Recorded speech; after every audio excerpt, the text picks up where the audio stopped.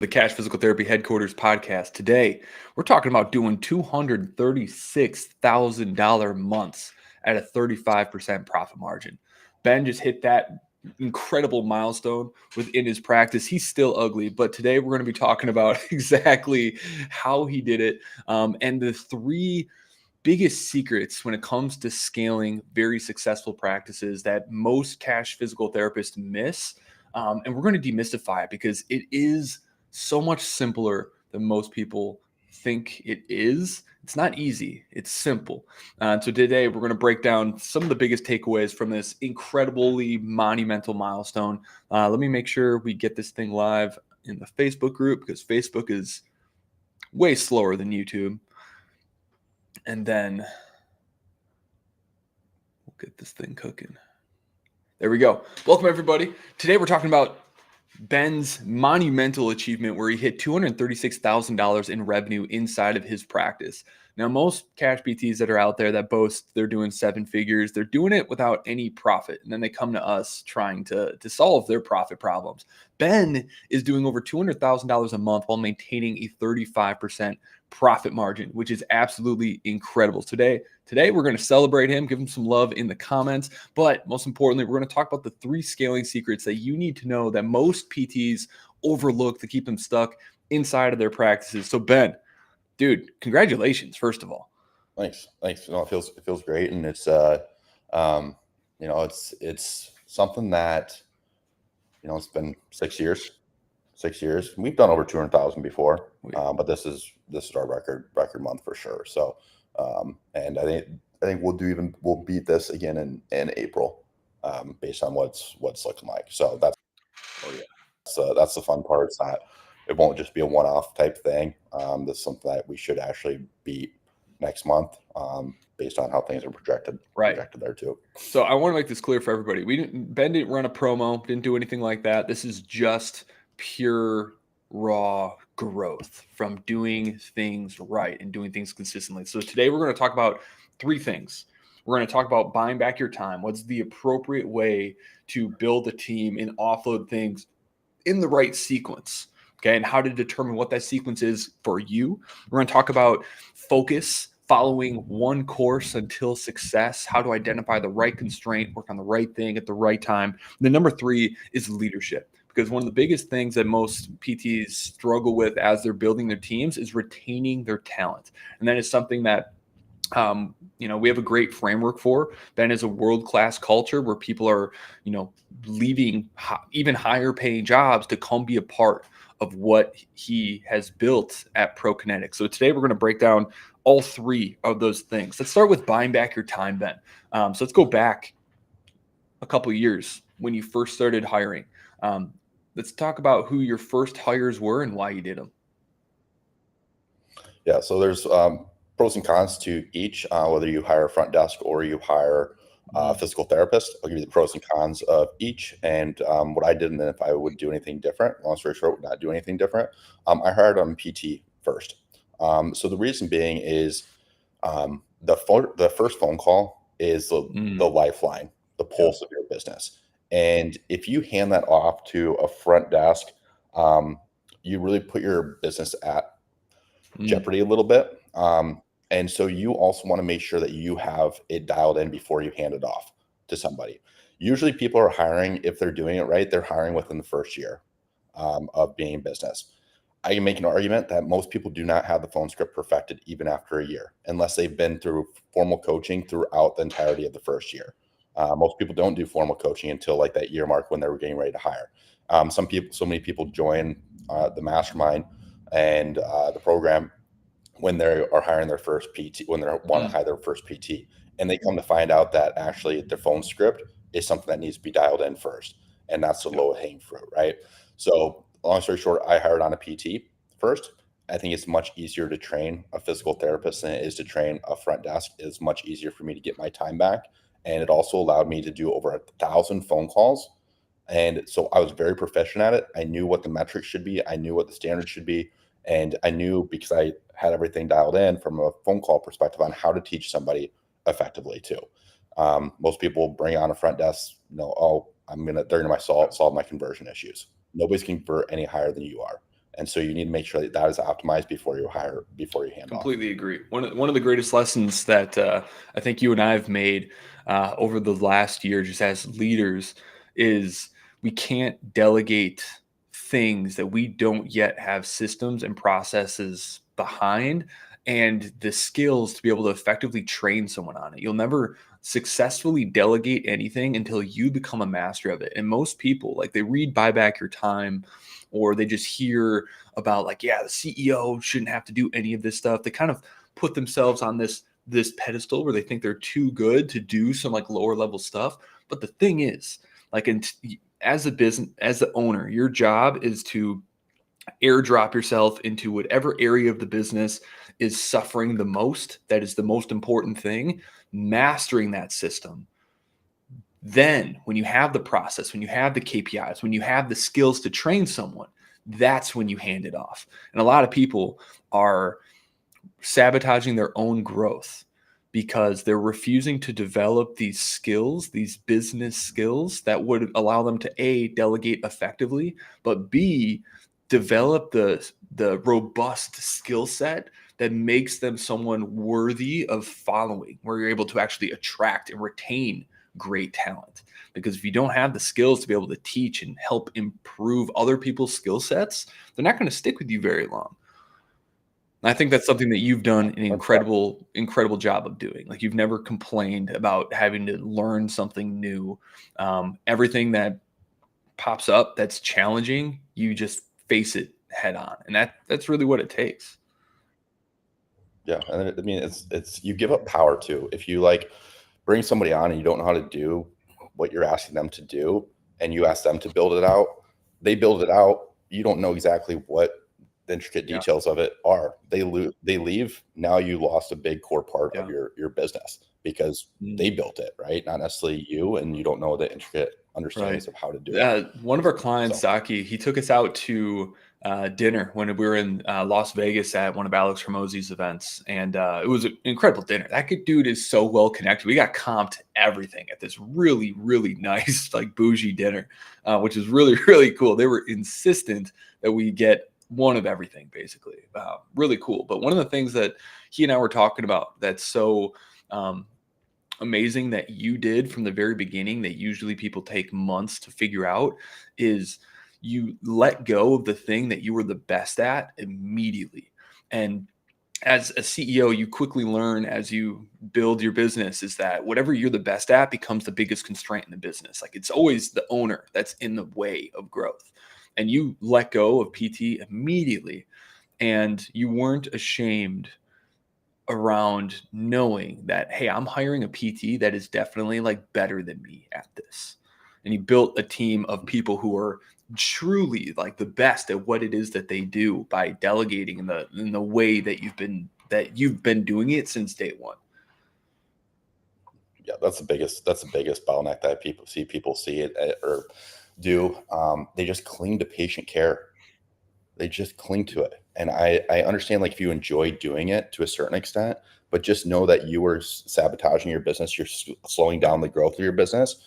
And so just make sure that your love for treating has to outweigh the Right. growth of your business. No one one Yeah. has to be sacrificed It- a little bit.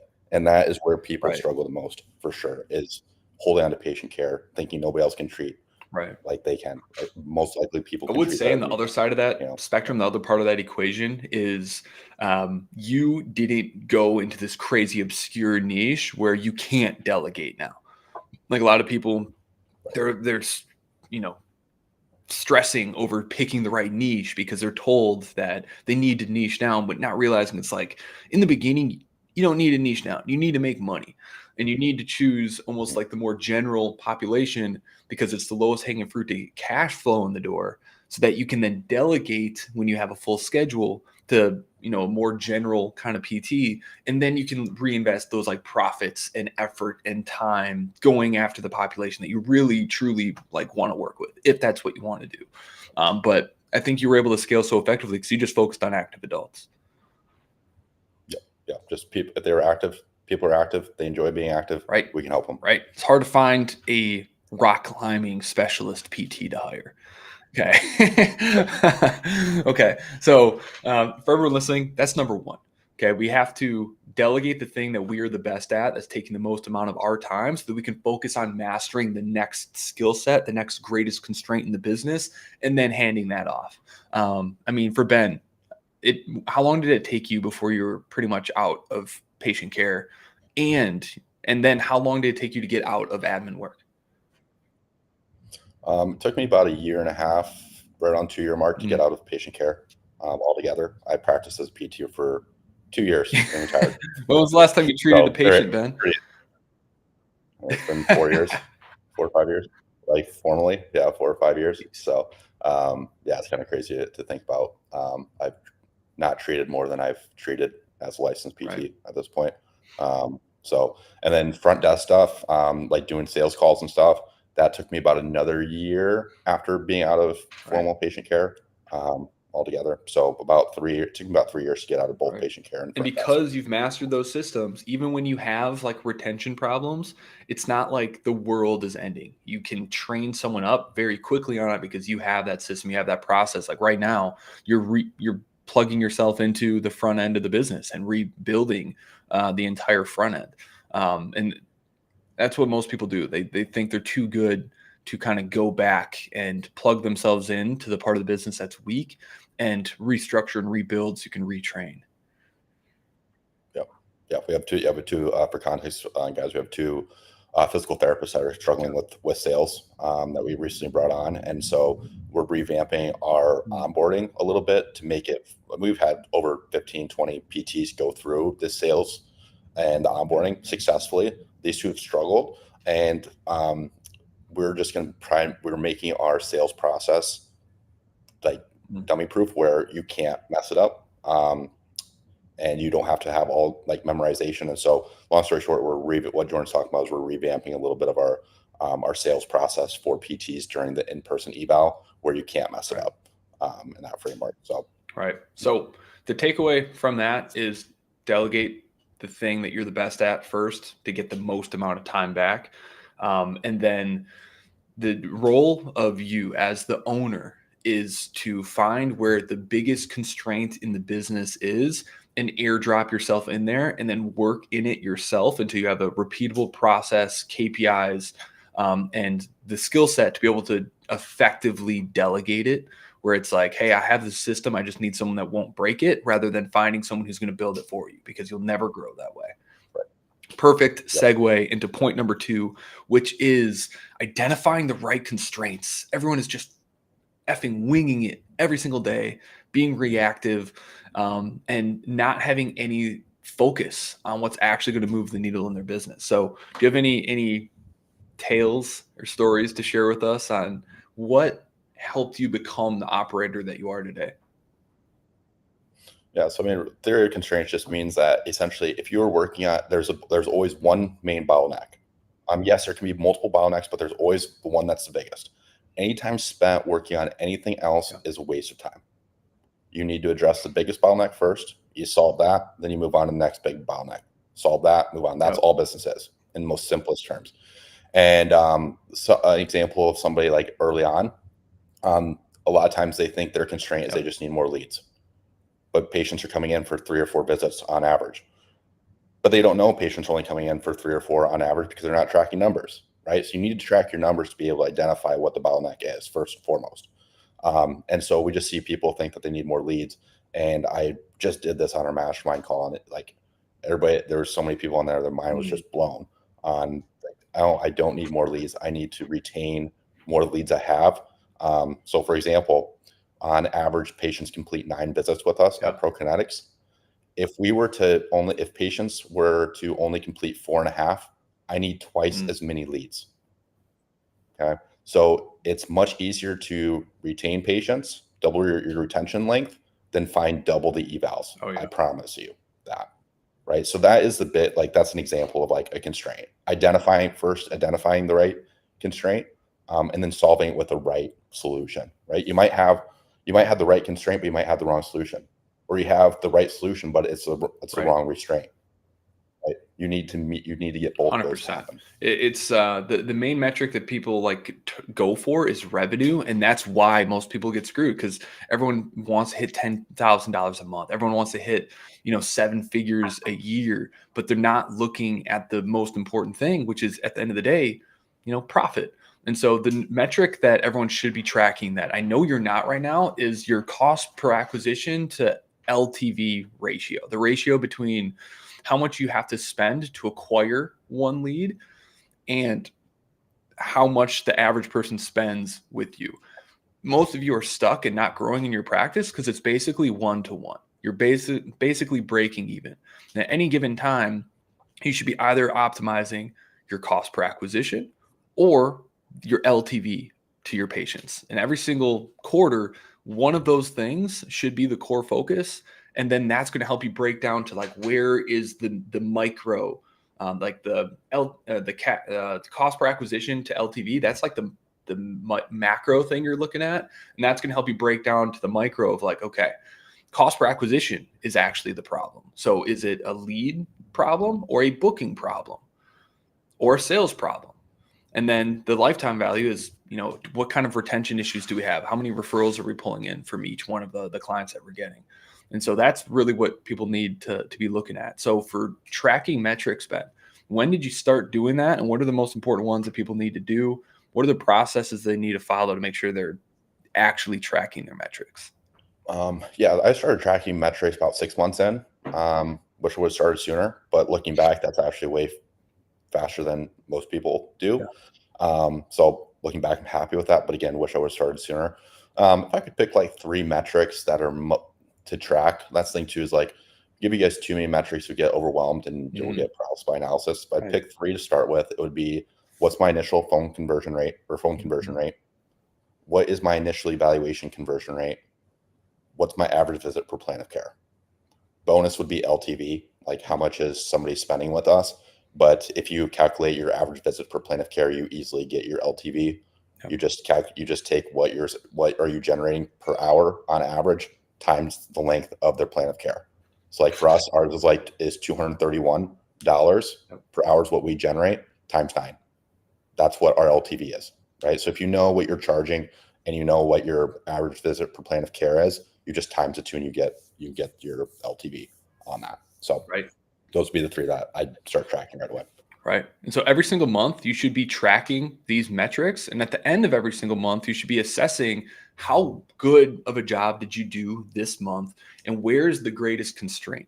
And then I would recommend, don't even guess at what those constraints are. Actually do the math. We do mini financial forecasts whenever we're putting together a new monthly or quarterly plan of like, okay, if we increased the number of leads by this much with this booking rate, this conversion rate, and this LTV, here's what our revenue and our profit would look like if we increased leads by this much.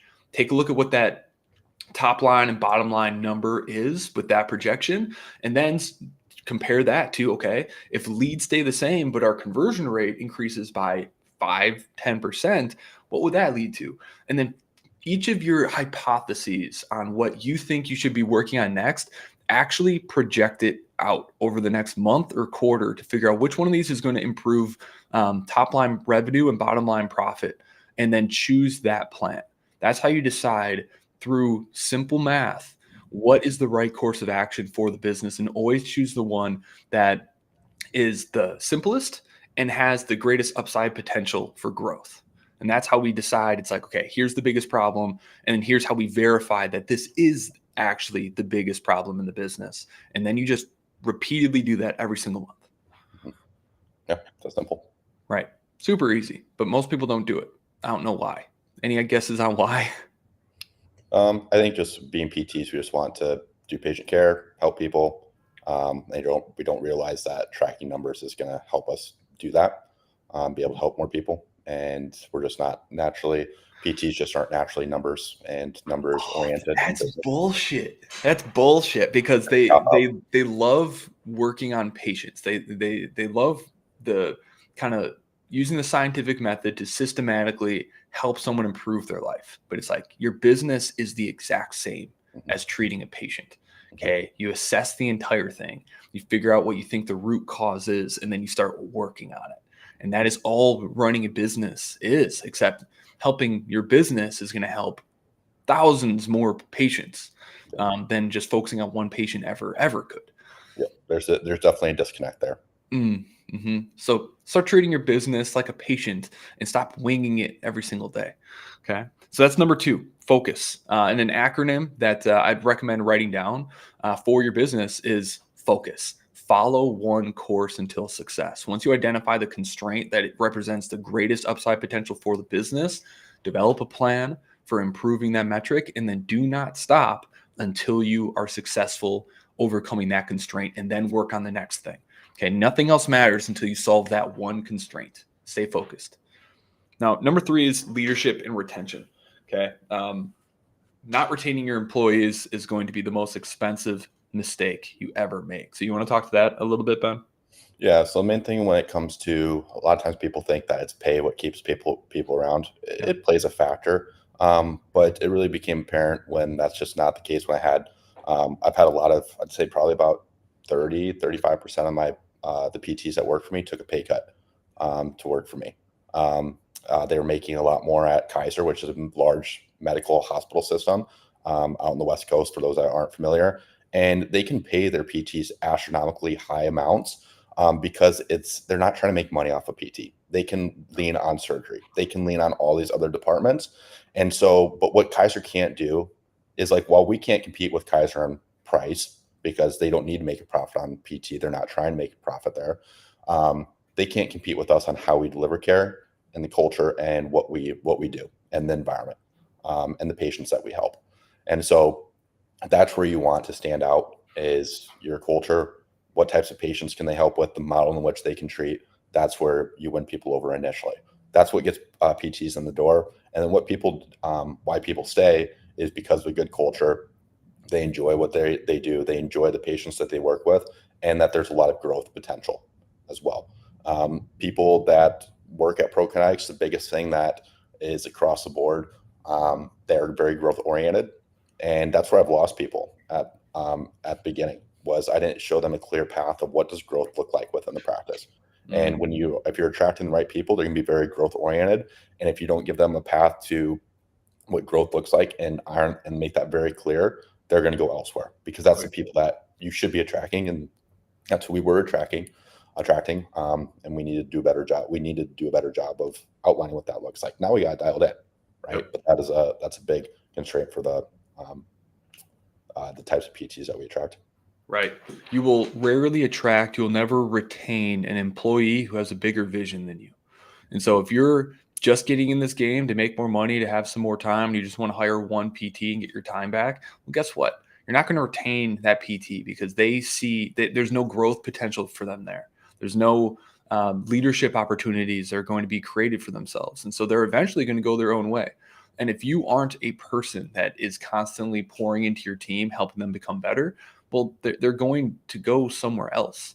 And so you need to have a vision that is big enough to fit their vision for themselves inside of. And so, Ben, I think like what you had that a lot of people don't is, like, you always envision building a multi-7-figure clinic. And so when you're hiring, you're able to say, it's like, what do you want for your future? Like, where do you see yourself in like 5 years? And so because you have that vision, you can say, well, it's like, great. Well, if you want to be a leadership position, that means we need to get our current revenue to this level, which means we're going to need to hire more staff. And when we hire more staff, more leadership opportunities are going to open. So they can see that roadmap and that progression of their career. And the key to getting that is helping achieve the business's vision. And that's how you get everyone aligned in one direction. 100%. And it's also that you got to have a bigger mission behind it too. Like for us, like, we don't want to just change the physical therapy profession. We want to change healthcare as a whole. And we do that by leading the charge on what cash-based is possible in the cash-based setting in PT, and get more clinics following our systems and implementing our systems, so we can make an impact, not just in the 3 locations we have, but across all locations, a lot across major cities and areas. We've got over 100 clients in 100 different areas. Yep. And so ProKinetics systems are making an impact across the entire US. And that's what our mission is to keep pushing ProConnects forward and leading the charge on what's possible in the cash-based world, so we can pass this down and help hundreds of thousands of patients indirectly, but because we have the systems we have. Right. And I think everyone says they have that vision and that mission, but it's really just a bullshit statement that's just like sitting on their website. So, Ben, talk to everyone about how we incorporate that culture and make that vision and that mission actually something that people live by and think about on an ongoing basis. Because if you just say it once during onboarding, that's not really a mission or a vision. That's just some marketing garbage. Yep. So every Friday we do a Friday shout outs. So we have our culture and our core values. Core values are your culture. And so every Friday we give shout outs to each other. Everybody participates on one thing that they saw somebody do that emulated our core values and our mission, why we do what we do. So it's reminded, it's not just like stated on a weekly basis. It's something they have to consciously think about and look out for throughout the entire week, of things that somebody else is doing or has done throughout the week that emulated our culture and our mission, what we're doing, why we're doing what we do. Yep, 100%. So getting the team involved in supporting the values that create that vision and that mission, talking about the vision and mission on a monthly, quarterly basis with your team, and actually measuring your progress to actually achieving it, and then awarding people who participate in that culture. And like last month, we sent Chris on our team like a month's worth of like steak and frozen meat. We bought him like half a cow, and he was over the moon about it. But everyone who participates in the core values and nominating one another, we basically throw that all into a raffle, and then whoever wins that raffle at the end of the month gets the Team Member of the Month award, and we give them some sort of cool gift. And it's the coolest meeting we have every single month to get people excited about being on our team. And that's why, and you're able to attract the absolute best of the best in your business, who are now building the business for you and happy to do that. And same over here at Clinical Marketer. It's why, 7-figure business owners who don't need money are coming to be a part of our team and our culture to help our clients win, because of the impact that we're having and the vision and mission we have. And so those are the 3 keys: buying back your time in the order of which what you're spending the most time on, probably the thing you're the best at, and then plugging yourself into the next biggest problem until it's systematized that you can then hand it off. Number 2 is tracking your numbers. So every month, every week, every day, you know what the constraint is, and then staying focused, following one course until success, and not getting distracted by all the other crap. Forecasting out, here's all the things that I could do to improve the business, which one has the best top line and bottom line potential. And then lastly, leadership. Okay, if you're not someone worth following, you're not going to attract A players. Every single time I ask, like when someone's like, I want to build a team, I'm like, do you want to attract the best people? And they're like, yeah, absolutely. It's like, well, who are you to deserve the attention and the respect of those A players? Why would they want to come work for you? Who are you being? What are the processes you have? What's the vision that you have? Anything to layer on top of that, Ben? No, you just have to, you have to become a person worth following. What are you doing throughout the day? Are you waking up on time? Are you exercising regularly? Are you continuously learning? Like, are you doing all these things that 99% of other people aren't doing? Because if you aren't, it's gonna be harder to attract people that you want to be attracting. Right. That's all the time we have for today, folks. So make sure to give Ben some love inside the comments. He just did a $236,000 month at a 35% profit margin without any promotions or anything fancy, just good business. So give him some love in the comments. And then if you have questions on buying back your time, about tracking your metrics, identifying constraints, or leading a team and building a team that builds the business for you, drop them in the comments. We'd love to do another episode on your particular questions. And if you got value out of this, don't forget to like and subscribe to the channel and to the podcast. Thanks for listening, everybody.